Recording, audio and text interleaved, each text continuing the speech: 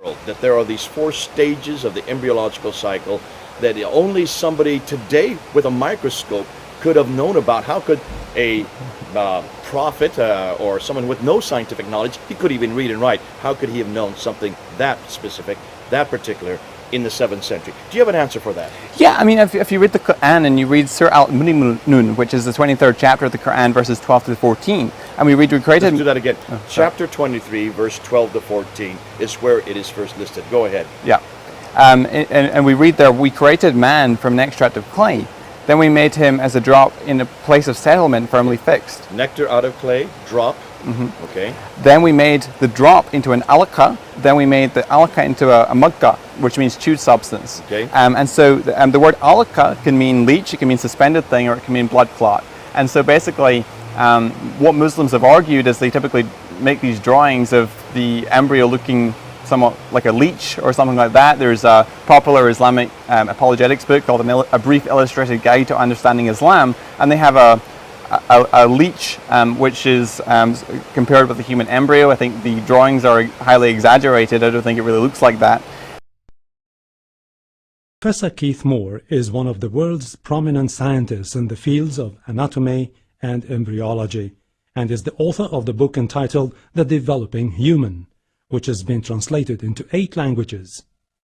The book is considered a scientific reference work and was chosen by the Special Committee in the United States as the best book authorized by one person. Dr. Keith Moore is the professor of anatomy and cell biology at the University of Toronto in Toronto, Canada.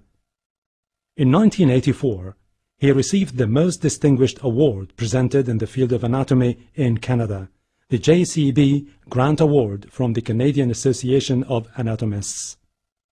He has directed many international associations such as the Canadian and American Association of Anatomists and the Council of the Union of Biological Sciences.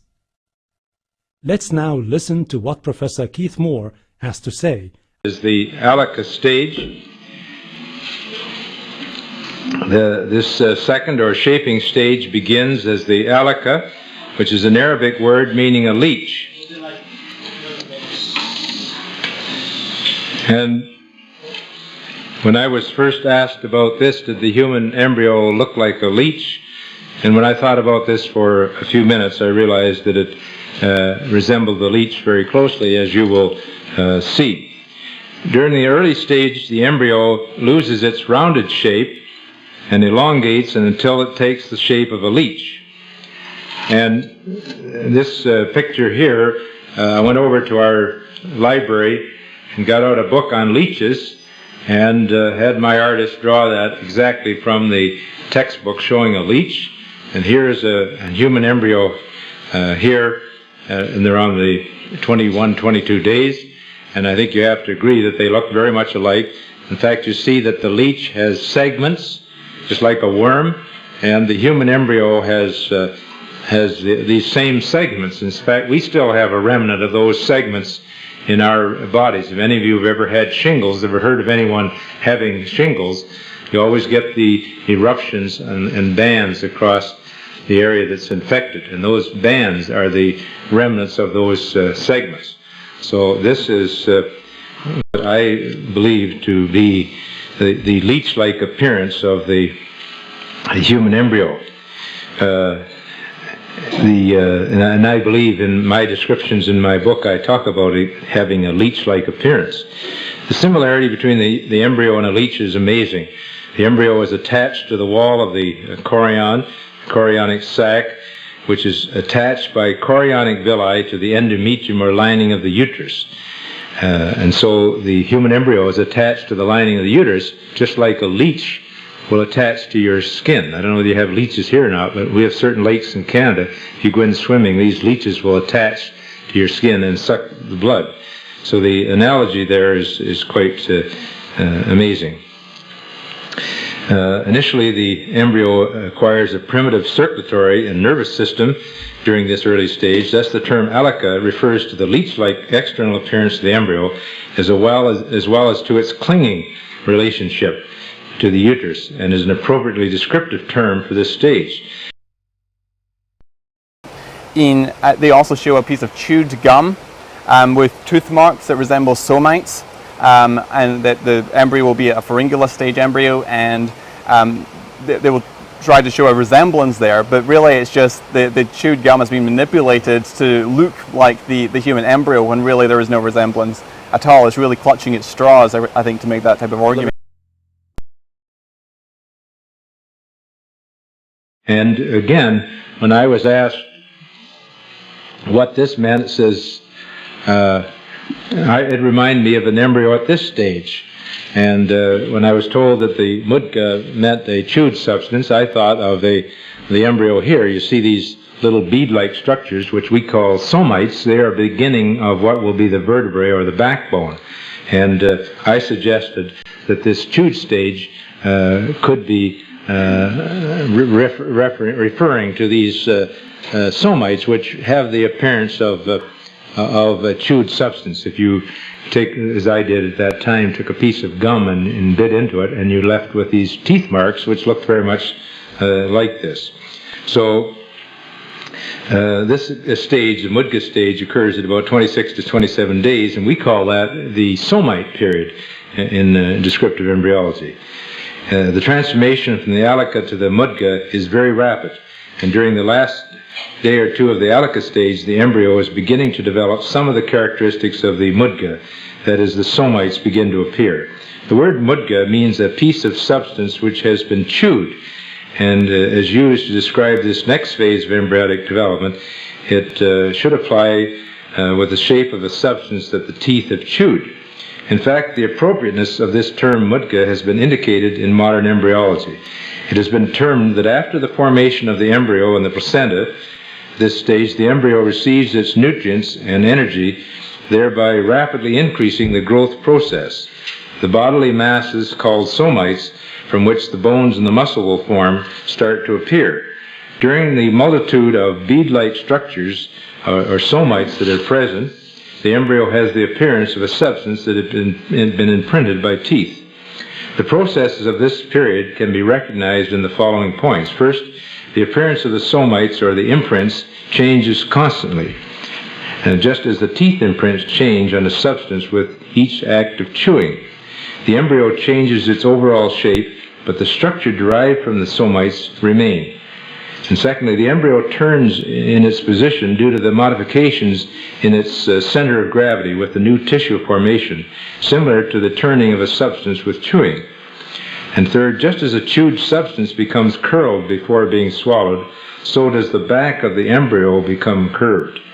And four, as the somites form, the internal features of the embryo in the mudga stage are partly differentiated into organ anlaga, that means the beginning of structures, and partly undifferentiated.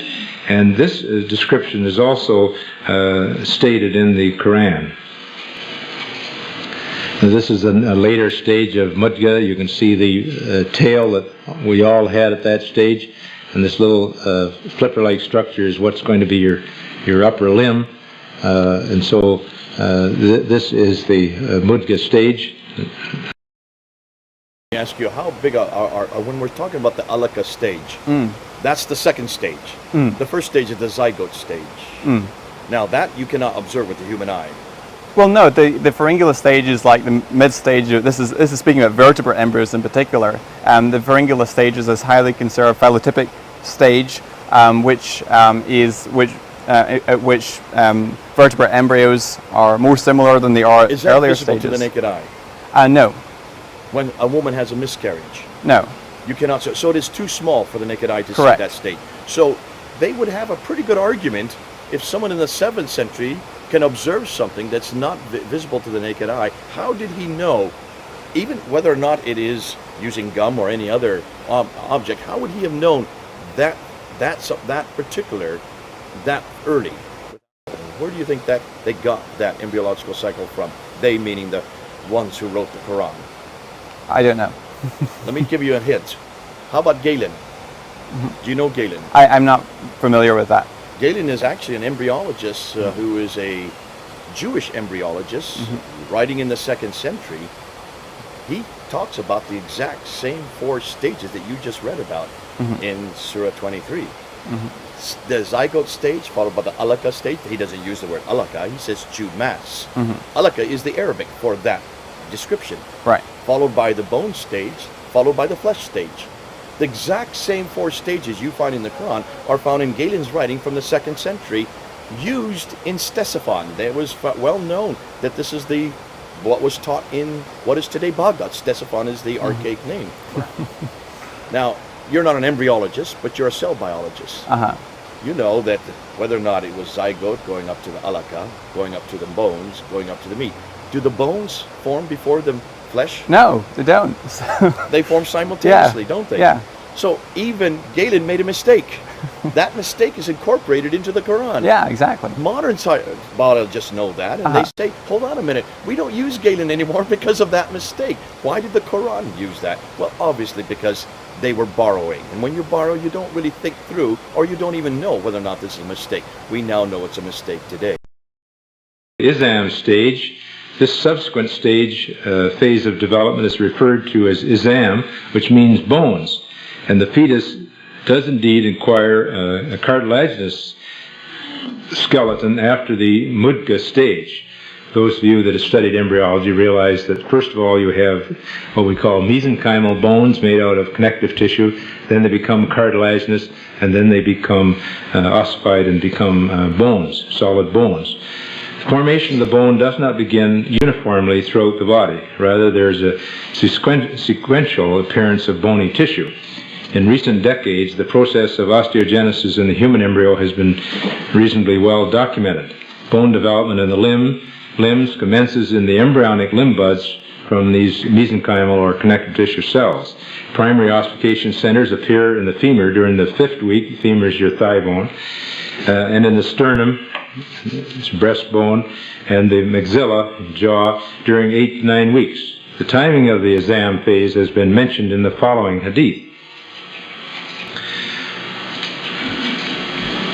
He simply show these various stages when, at this stage, the bones in the limb would be cartilaginous.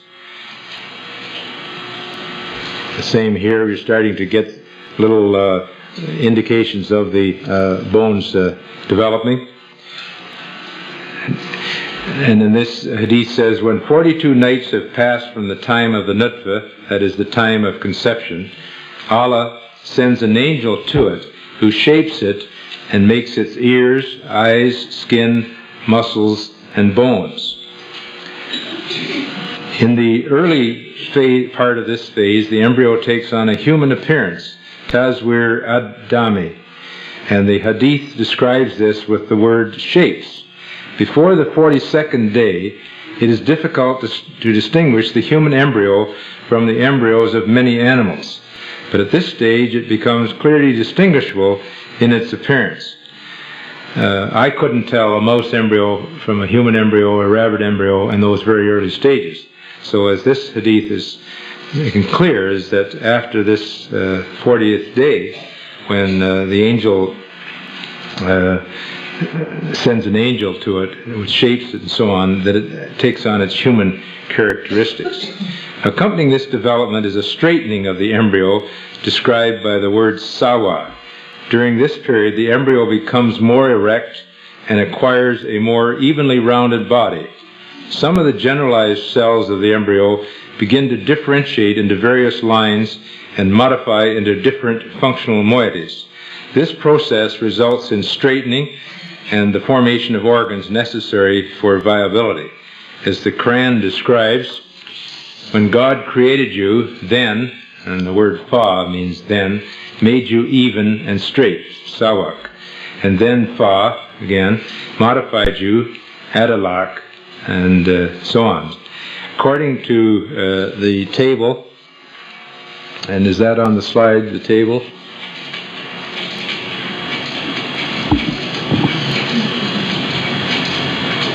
Showing the different stages. Here's the table which you're referring to.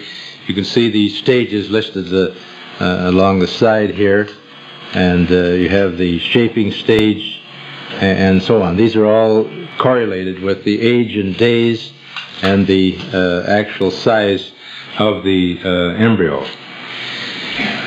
According to this table, which compares the three ayat on the stages of development, it is apparent that the Izam stage corresponds with the straightening stage, taswiya. The word sawak in the Quranic statement indicates the following. First, to straighten the position of the body from a bent position, and also to make uneven things leveled. The embryo at the 7th week has a bent back, thus taking the shape of the letter C during the mudga stage. In the Izam stage, the bending position is straightened and the surface becomes more even due to the disappearance of prominences and depressions. Now the Lam stage, although precursor cells, which we call myoblasts or early muscle cells, are present adjacent to the developing bones, differentiation into skeletal muscle attachments appears after the ossification process in the shaft and the ends of the bones. I was asked many times, did the bones appear before the muscles? Well, they certainly do. If you want to be logical about it, you wouldn't have muscles until you had something to attach them to. So you have bones and then the muscles. And this is clearly stated in the Quran that the bones appear first. A major developmental landmark during the 8th week is the Lam stage, which describes the myogenesis, that is the formation of muscles, which marks the development of the definitive muscles in the trunk and the limbs and the beginning of movement. The muscles take their position around the bones, that is, clothing the bones, and continue the process of straightening and smoothing, tazwiya. In other words, as the muscles develop, they straighten the embryo up, which the straightening and smoothing which began in the Izam stage. It is now known that the gonads, that is, the developing sex glands, differentiate into testes and ovaries at this time, that is, during the 8th week. And the Quran refers to this development as well. But where did Galen get this from? How did he know about the zygote? How did he know about the chewed mash? Since he didn't have microscopes even in the 2nd century. Ooh, I love this. Yeah. But it even goes further back than that. Because we also know that the Greeks knew about the different stages. We have Aristotle talking about 15 stages of the embryo. How did Aristotle know this? He was writing in the 4th century BC. Ooh, I love this. So there's nothing new under the sun. This has all been borrowed from other sources. The first scientific studies in embryology, as far as we know, were done by the Greek scientists in the 5th century BC. Hippocrates, who we know as the father of medicine, and after whom the Hippocratic Oath is named, was one of the first to write books on embryology. And later Aristotle, another famous Greek philosopher and scientist, studied chick embryos, actually opened eggs and was able to study the development. Concluded at that time, and this is 4th and 5th century BC, that man's development, that is human development, was similar to that of the chicken. The writings of Aristotle and Galen, another scientist, dominate the early part of our historical record, and from the time of Galen, around 200 AD, until the 16th century, no major advances in our knowledge of embryology were recorded in the literature of Western science. This is mainly because these kind of studies were forbidden in those very dark ages. Consequently, as far as we know, until the revelations in the Quran, man was relatively ignorant about his reproduction and development. It was not until the invention of the microscope in the 17th century that any significantly new information was added to the field of embryology. Before this time, the fetus was said to develop from a coagulum of human blood and the seed. There's really no idea of how we developed, but in the days of Aristotle, they believed, as Sheikh Mustafa Ahmed said, that menstrual blood was the thought to give rise to the embryo, and that they really didn't know anything about spermatozoa or sperms. But when the microscope was discovered, if we could have that first slide. Now, these early microscopes were very primitive by our standards today, This first slide, I don't know whether they're going to, can you see those? Well, that's a picture of Aristotle there, one of the earliest writers in human embryology. Maybe with the microscope it could come on. Yeah, this is a microscope that was invented by Leeuwenhoek in 1694. And this is a very crude microscope. As you can see, the object, whatever it was you were looking at, was put on the end of a needle point, and there was a small magnifying glass, and you would look at this, but it didn't give very much magnification. It'd be equivalent to what you would get now if you used a magnifying glass. So it wouldn't give very much enlargements. So this is the state of knowledge in the 17th century, and it would not be possible for them to see the early stages of human development even at that time. Now, when they did see what they thought was a sperm, they thought that this sperm, and if we could just have, they visualized this sperm with a little imagination, that inside that sperm or male germ cell was a little human being. And all it needed was for it to be implanted in the female, and in the environment of the mother's uterus, this would stimulate this little person to start developing. And so the real role of the female then was to give this little embryo a place to develop and to stimulate it. Now, I should say, in fairness, there were others who believed that the female ovary, the oocytes or eggs, they contained the little human being. So there was two groups. One said the little human being was in a sperm. Others said it was in the oocyte or egg, and that when they started to develop, then this little person just got bigger. So that shows you what our knowledge was like in the 17th century. The fact that the sperm and the ovum were necessary for conception was not known until the 18th century, when there were further refinements in our optical instruments, and microscopes were better developed and so on, and so they were actually able to see the sperm and the egg and realize then that they actually came together in a process which was called fertilization. Now, later in the development of embryology, they developed the idea of stages. And the first attempts to arrange human embryos in stages were made towards the end of the 19th century. And these efforts continued during the early part of the 20th century.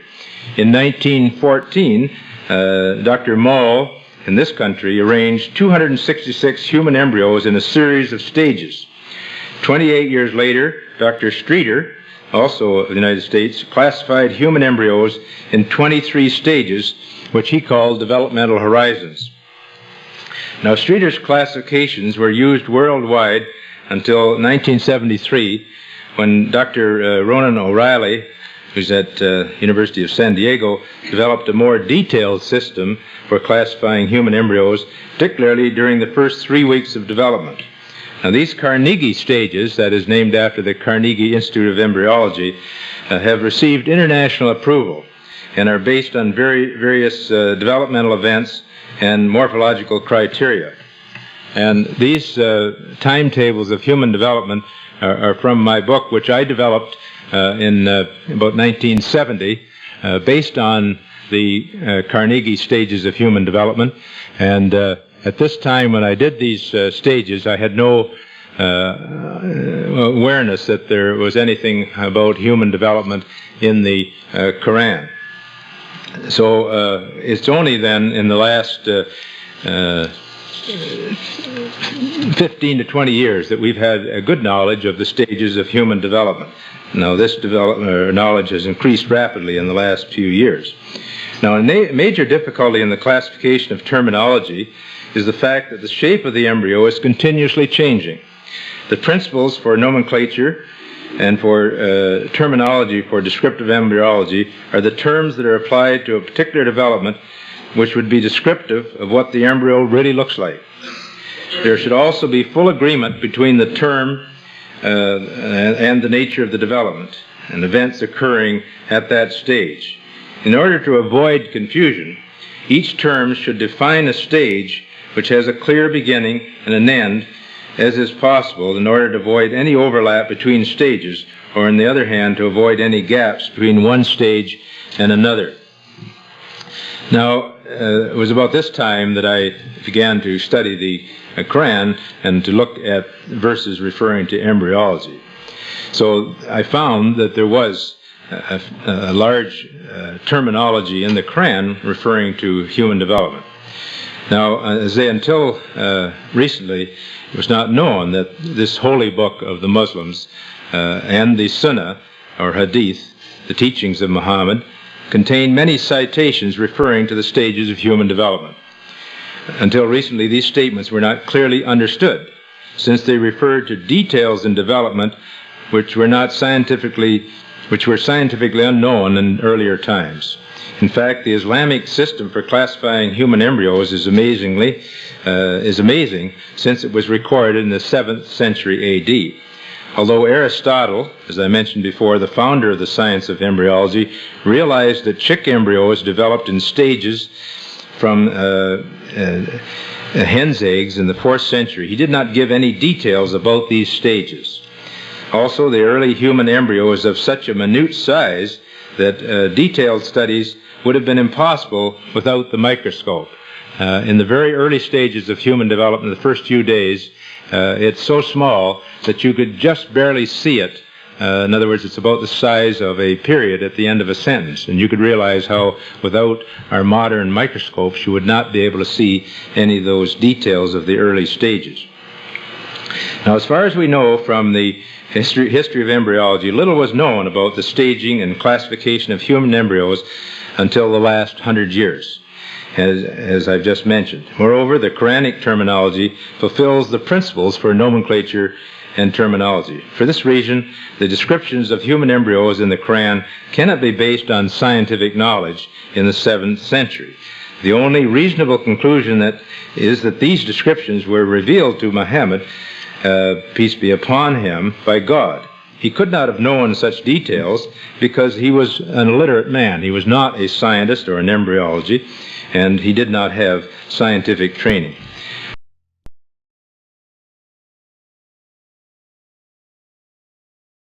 Like, share, and subscribe to create awareness. We are also available on Facebook, Google+, Twitter, and Paltalk.